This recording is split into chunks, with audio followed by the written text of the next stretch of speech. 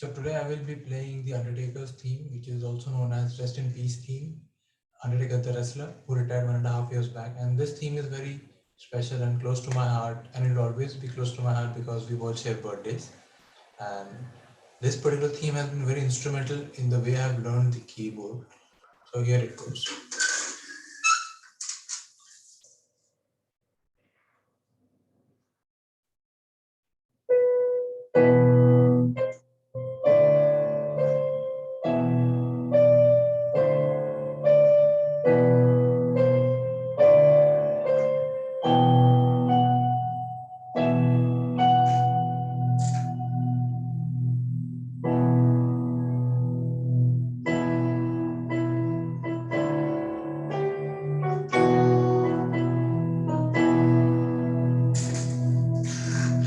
And now the funeral march starts.